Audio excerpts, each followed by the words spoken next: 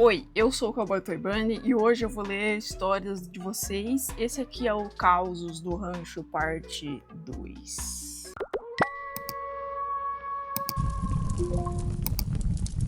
E hoje é um especial, hein? Porque só tem histórias do clube de membros. E isso foi uma organização cósmica, porque não foi combinado. Há alguns anos atrás eu conheci uma garota, que como eu não posso falar o nome verdadeiro dela, vou chamá-la de Madeline. Ela e eu nos tornamos amigas pois tínhamos algo em comum. Amávamos o terror e o mórbido.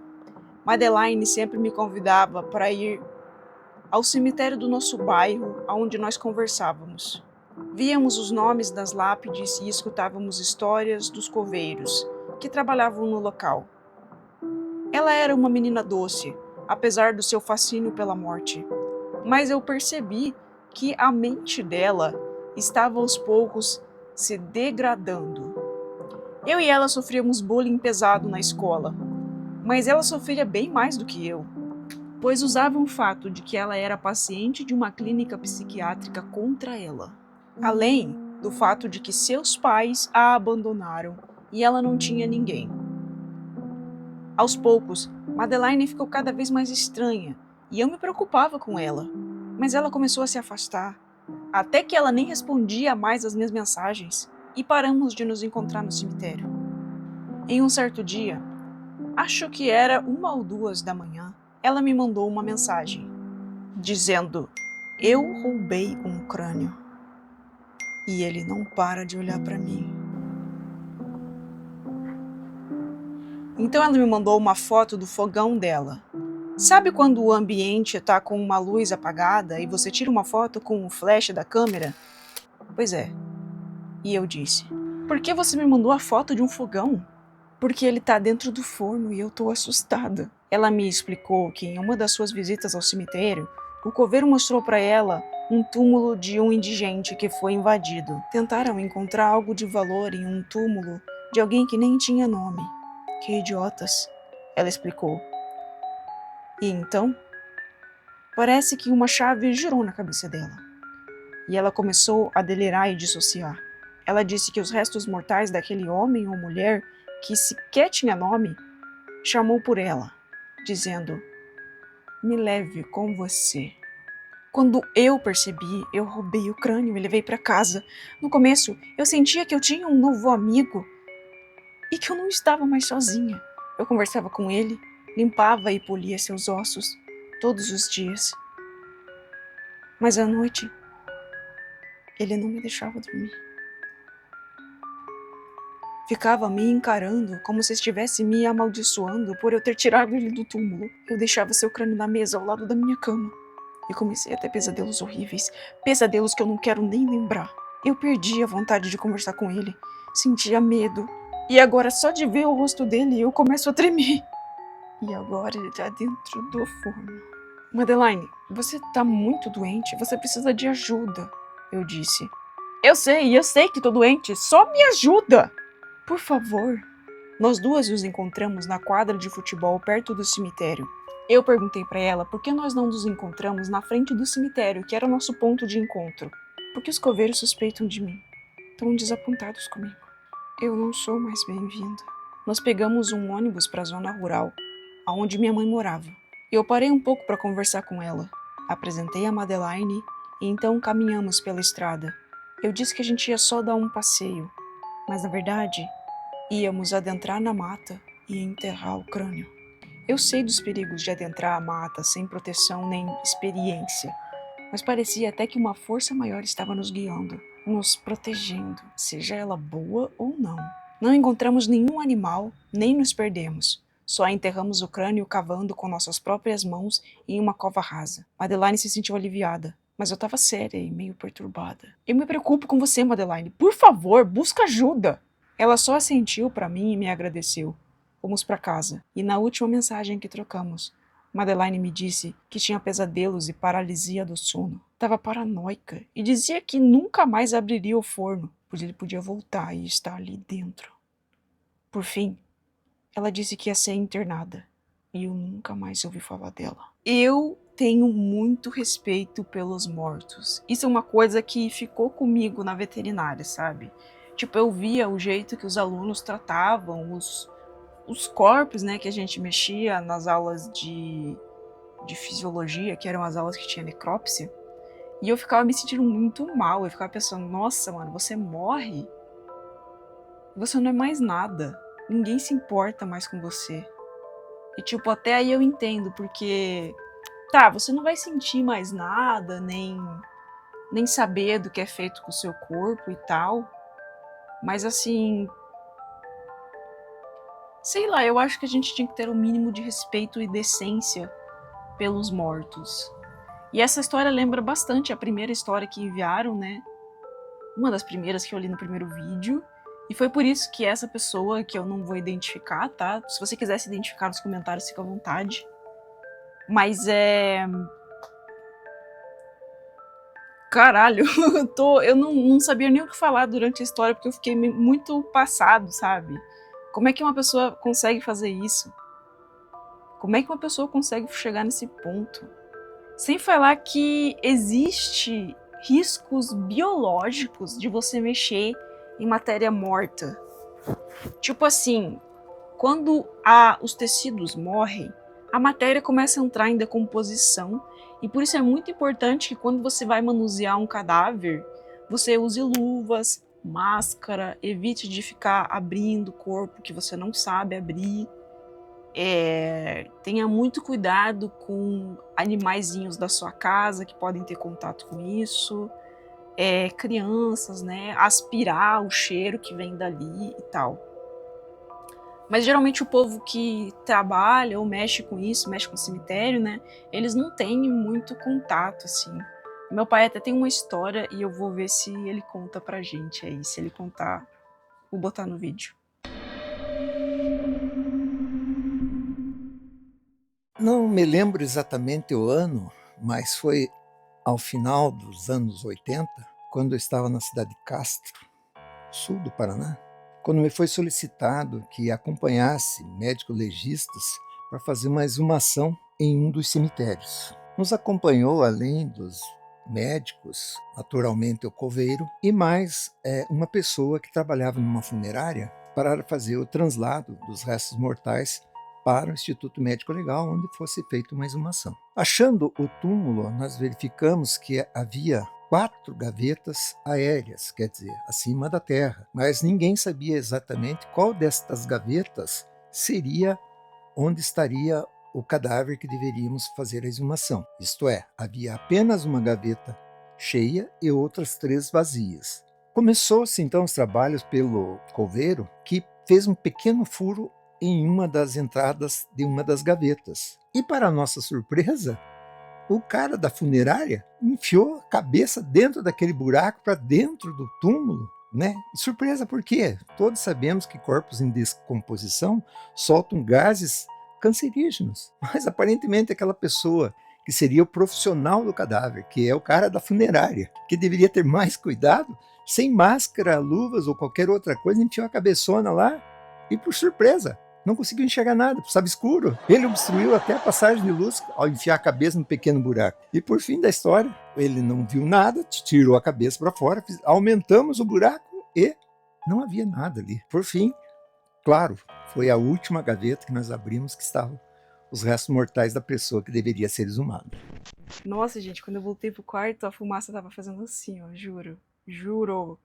E eu achei muito engraçado que nós estamos todos conectados, porque essa história aqui menciona a paralisia do sono, e a próxima história é sobre paralisia do sono.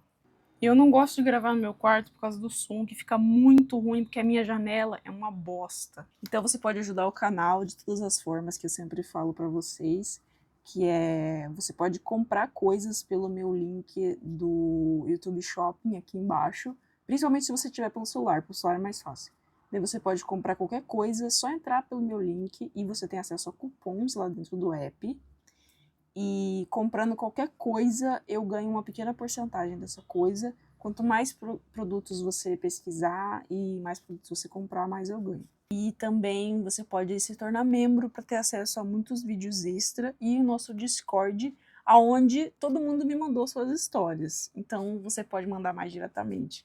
Mas para participar você não precisa ser membro do grupo não, tá? Se você quiser participar desse quadro é só mandar suas histórias aqui embaixo. E é muito importante que vocês mandem, porque senão eu não vou poder gravar mais.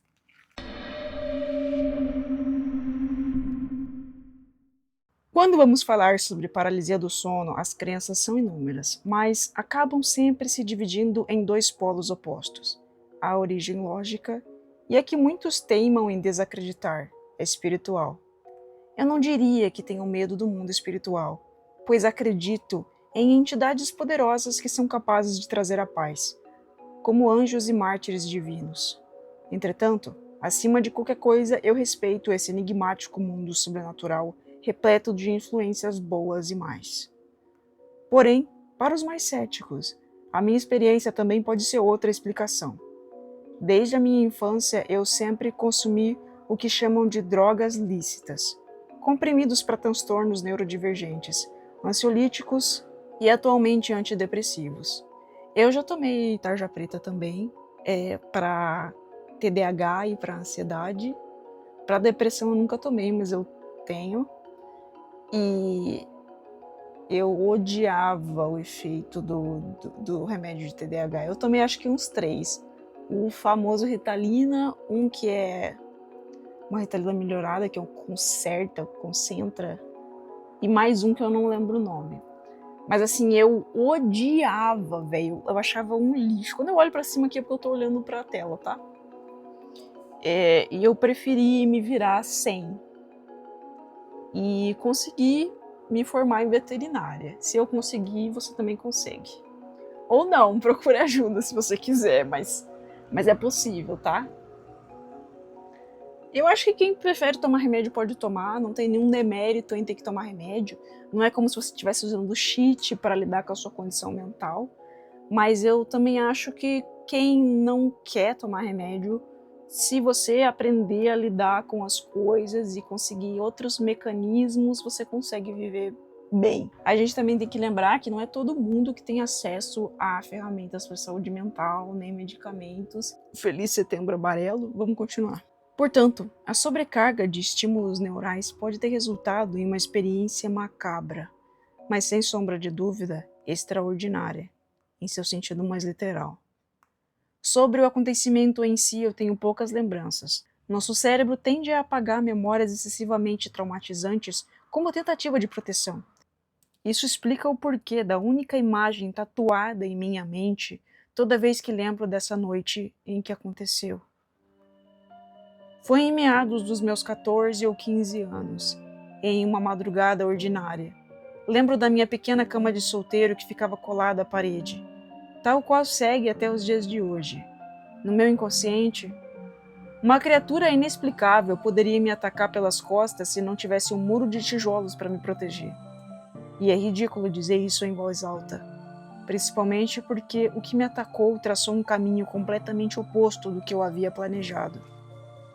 Então eu me encontrava deitada com o corpo completamente coberto, com exceção do meu rosto e minha mão esquerda, que sempre repousava ao lado de fora da cama. Quando num fatídico instante eu senti algo que ficaria marcado como uma das sensações mais repulsivas da minha mera existência. Algo esfregou na minha mão. Era um toque gélido, tão anormalmente frio que seria capaz de fazer o completo oposto esperado e queimar a minha pele, cortá-la com o caminho que traçava, principalmente porque o toque era tão firme que empurrava a minha pele por onde passava. Parecia obstinado a entrar pelos meus poros, ou pior, abrir um buraco e adentrar pelos músculos, tendões, nervos e finalmente se agarrar e parasitar nos finos ossos dos meus dedos. Acordei em desespero, tomada por adrenalina. Minha primeira reação teria sido puxar meu membro para debaixo da coberta, mas esse prazer me foi retirado, junto com qualquer outro movimento, que de repente fez uma imensa falta. Minha única reação foi sentir meu coração palpitando temeroso e manter meus olhos arregalados para encontrar o responsável pelo assédio sendo cometido contra a minha mão. Uma péssima decisão. Ao lado da minha cama, ao lado do meu travesseiro, do meu rosto, eu vejo o causador do incômodo.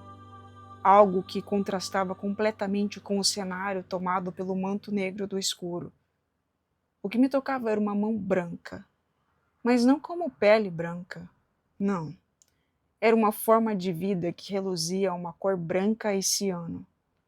Brilhava como se tivesse luz própria, uma bioluminescência perturbadora, e ao seguir o caminho da luz eu dei de cara com um completo horror.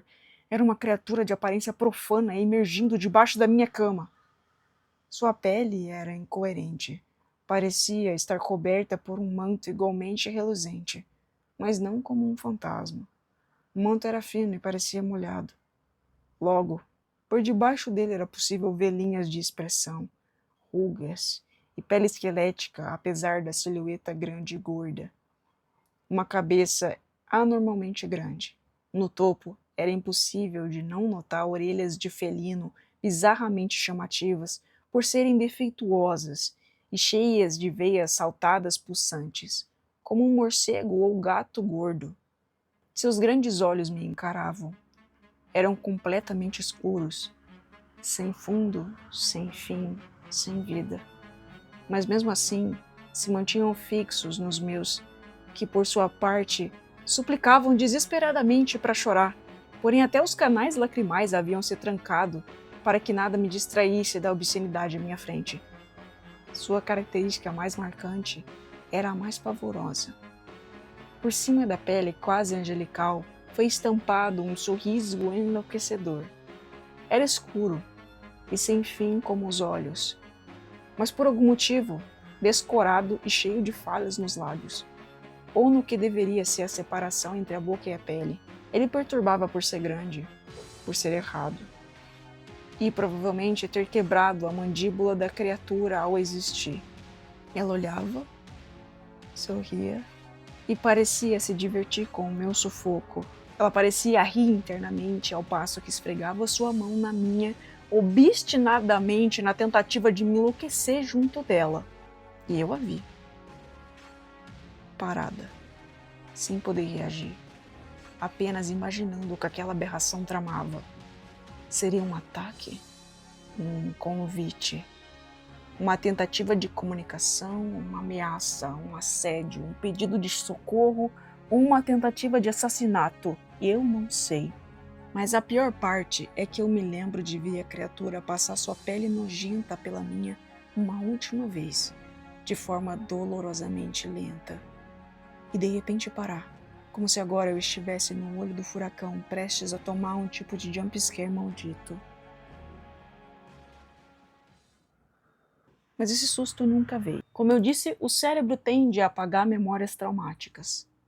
No dia seguinte eu me levantei e passei o resto do dia completamente perturbada.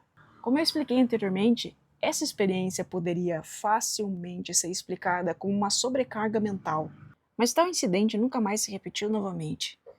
E eu nunca tive uma explicação digna que não fosse: criaturas más se disfarçam de anjos de luz. Só para deixar claro, eu não altero nada nos textos de vocês, tá? Eu pego exatamente como vocês enviam. E às vezes eu mudo alguma palavra porque tô lendo e tal, mas eu não editei nada pensadamente. A minha irmã tem experiência com paralisia do sono.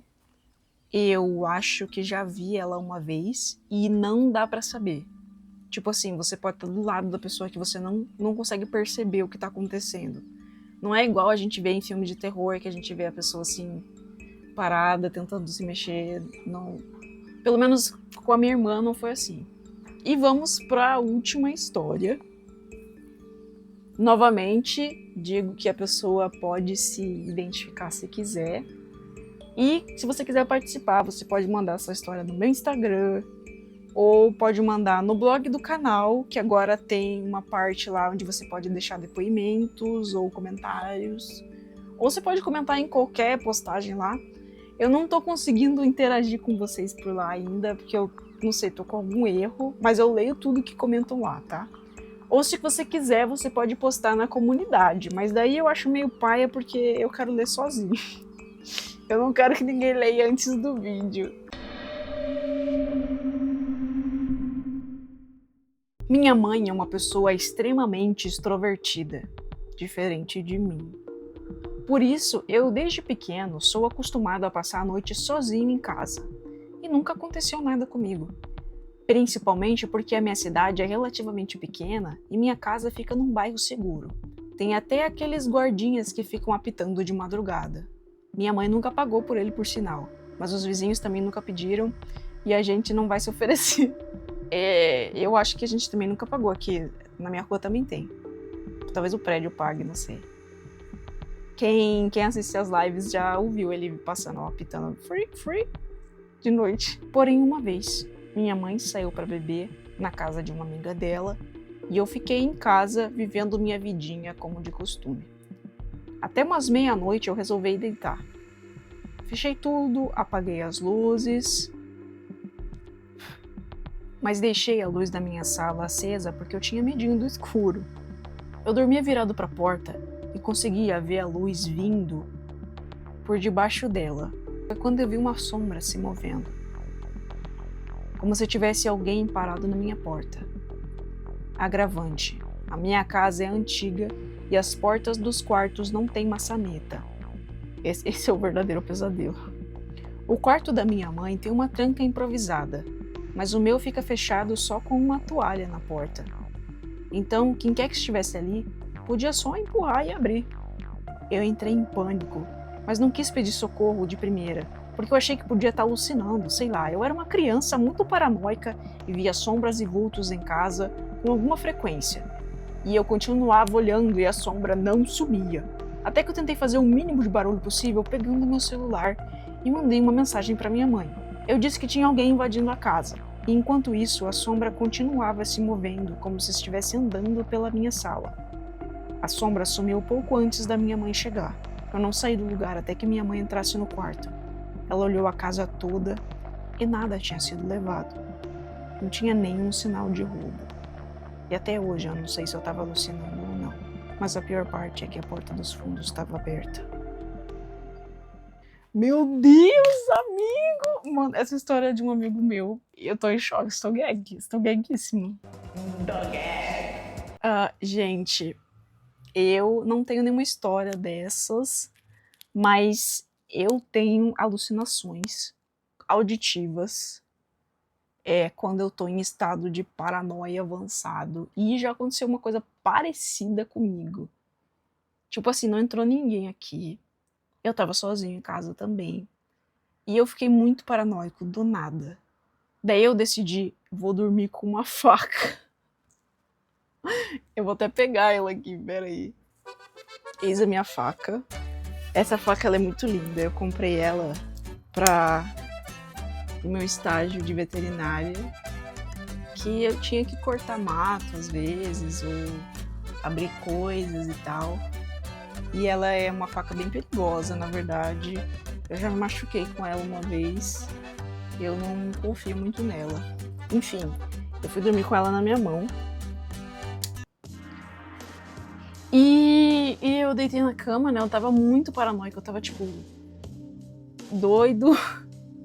E daí eu ouvi alguém falando na minha cabeça. Eu não lembro como era a voz, mas era uma voz meio sussurrada, assim. E eu não lembro o que a voz disse. Na época eu cheguei a contar pra alguém, mas eu não lembro o que a voz disse agora. E eu também já ouvi uma voz de criança falando comigo. Mas é paranoia, eu consigo dizer que é.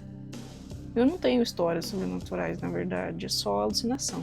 E uma vez eu tava falando com a minha cabeleireira, e ela me disse assim, a gente tava sozinho no salão, ela tava terminando de fazer minha raiz, a gente tava sozinho no salão à noite, e o rádio que a gente tava ouvindo, né? O rádio não, o telefone com o Bluetooth assim na caixinha de som, tava travando toda hora, e a gente tava tipo, meu Deus, e a gente tava sozinho no prédio, que é um prédio comercial, e já tava todo mundo fechado, né?